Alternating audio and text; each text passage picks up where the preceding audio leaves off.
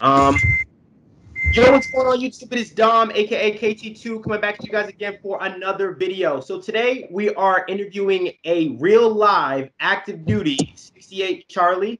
I would like you guys to give a warm welcome to Sergeant B. Thank you, Sergeant B, for coming on the channel. Hey, thank you, sir. I appreciate you. Support the channel, so I appreciate you having me on. Cool, cool, cool. So without further ado, we're gonna jump straight into it. Um, so you are a 68 Charlie. Wait, what is a 68 Charlie? Yeah, so I get that a lot. So 68 Charlie is pretty much an LVN. So as soon as you come out of your MOS training at AIT, which is 52 weeks long, you'll be getting your licensed practical nurse or licensed vocational nurse certification. So depending what state you're in is how that state license is read. But essentially a step beneath an RN. Cool, cool, cool. How long have you been at your current job that you're at right now? So currently what I'm doing, I've been in this MOS for 4.5 years, going on 5 here in March. This is my first MOS. I haven't reclassed. So I've been enjoying it so far, Okay, definitely. okay, okay. Why did you pick that job? Like, what made you pick? Hey, I want to be a 68 Charlie. So yeah, so I was going to nursing school prior to me joining the Army. So when this MOS became its own MOS, because it previously used to be a 68 Whiskey Mike 6, so it used to have an identifier. So you used to have to be a medic, and then you'd have to go into being a licensed practical nurse. But when it became its own MOS, that availability came to me, and then I was also wanting to join the Army. So I thought, why not join the Army and go to school for nursing, which was what I was doing anyway. So it just happened to work out really well for me. Great, great, great. So it seems like you've given us a really good introduction of being a 68 Charlie. Can you run us through what may be a day-to-day, like a day in the life of Sergeant B is like from maybe the morning to, right when you go to sleep? For sure, yeah. So in the 68 Charlie setting, you have two extremes. So you're either attached to a CASH, a combat support hospital, or you are in a med center, which is what I currently am in. So my day-to-day life would be to in the morning, depending on which day of the week it is, we're going to do physical training and then we're going to report to work. So nursing shifts are usually 12 hours a day. So it would be 2 on, you'd work, then you'd have 2 off, you'd work 2, you'd have 2 off, and then you'd work 3 and then have 2 off. So essentially in 1 month, you'd actually work about half the month aside from your soldiering things.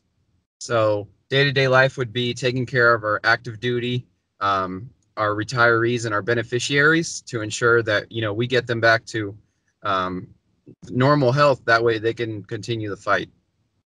Great, great. So with all those things put together, what would you say are your general responsibilities that basically Sergeant B is? Like what do you think are the most important things? Like the maybe three, the general responsibilities for you. So my responsibilities is to ensure that my ward has the appropriate equipment to make sure that we are fully functional and capable to do our duties. Taking care of the soldiers, that goes hand in hand.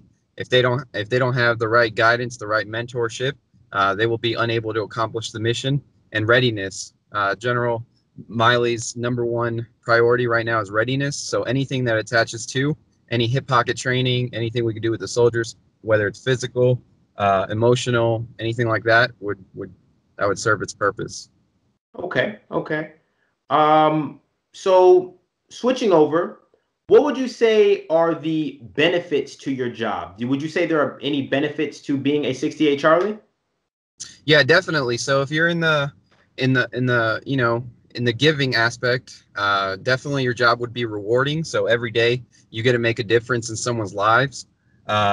If you look at it for the nation, you're supporting those war fighters to get back into the war sooner. So if you're thinking in the larger picture, right, um, that would make sense. And if you're just a giving person, this is something you definitely want to go into. Okay, okay. Uh So let's think critically, right? So what do you like most and what do you like least about being a 68 Charlie? What I like most is the opportunity. If I want to go officer, I have the availability of doing a program. It's called the ASEP, AECP. So what that it does is allows me to get out of active duty, and I go to school for nursing. So I would be within 2 years of my bachelor's degree. The Army would pay for the entire program. I would still get active duty pay for that while I'm in, and my active duty time would continue. So I have that route if I'm able to go. If I was to go warrant, unfortunately, the only warrant I could go to is pilot. But then also, if I want to stay enlisted, since the MOS is growing significantly, there's a lot of opportunities. Kind of like, the more obviously the more openings there are, the more opportunities you have. Great, great. Promotion. Is there anything specific about your job currently that's exclusive to your base? Now, don't tell me your base, don't tell us your base, but is there anything specific about your job that's only done at your base, or I mean, or not at all? Uh, so I'm lucky and fortunate that I work at one of the five major med cents located CONUS. So my hospital is a lot larger than the others would, depending if you're, at a smaller, maybe just a community hospital. So I do have the availability, all the resources that other hospitals might not have currently. Okay, great, great, great. Um, Random question: have you ever been deployed? I have not been deployed yet. Okay, I'll be going overseas here in April for the second time, but none deployed yet. okay, okay. Um, you talked to us about the things you like most and the things you like least about your job. If there was anything you could change about your job, is there anything that you would? No, I feel like there's a lot of opportunity. The only thing that I would change is if people choose to do this job, understand that this isn't like a television show. It's not a type of nursing that it's not like there's a lot of misconceptions that it would be kind of like Grey's Anatomy, but usually those soldiers gain this MOS, but they might not be in the mindset of helping others, and it truly shows at the bedside when someone wants to help others and one doesn't. So you might be qualified for the job, but you might not be the best for that job.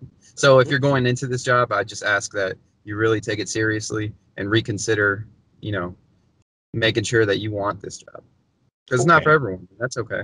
Yeah, yeah, very, very true. It's not for everyone. Um, so would you say this position transfers over to the civilian world at all? You would say yes or no? Yes, yeah, definitely. Depending on what state you're in, you'd probably be making somewhere in the mid 40s, mid 50s range. So if you did want to get out of the military, you serve your time honorably and find out that the military isn't for you. If you haven't taken any other opportunities that, the military provides for schooling while you're in, then definitely, yes, you would have a licensure for LPN or LVN, and depending on what state you're in, as soon as you get out. And that is correct. Okay, okay. Moving into the last couple of questions here. What are your plans after your contract, right? Do you plan on staying in? Do you want to extend? You're gonna re-enlist? You gonna get out? Do the AESP thing? So what are your plans, Sergeant B?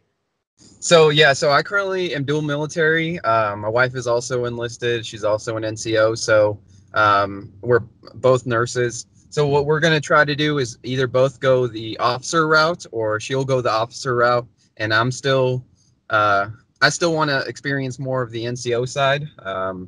You know, the NCO is more hands-on, which is what I am, but I definitely see the importance of my officer counterparts. So I wouldn't even mind serving in that role, in a larger picture. But I just probably will spend a little bit more time with the soldiers and then transition over in the long run. But definitely going to be making it a career. Okay, great, great, great. And the last question, thank you for your time. Do you have any words of wisdom for any individuals looking to get into this MOS as a 68 Charlie? Anything that maybe you would have known, or just basically words of wisdom for, prospecting civilians? For sure, yes. If you're going to get into this MOS, you have to want to take care of others. Realize that while you are a nurse in the United States Army, you serve as a soldier first. So having that mindset of readiness, rather than the mundane, going to work, taking care of someone in a med sen and going back home. Understand that when those soldier tasks and responsibilities come up, that you serve as a soldier first and then a nurse second. Great, great, great. All right. Thank you, Sergeant B, for coming on the channel today. This was a great help for all of us, and I'm sure it's going to be a great help for everybody else that's currently watching the video. Sir, I appreciate your time. Support your channel. Everyone out there, give this video a thumbs up and go ahead and follow. I appreciate it, sir. All right, all right. So everybody on YouTube, thank you guys for your time.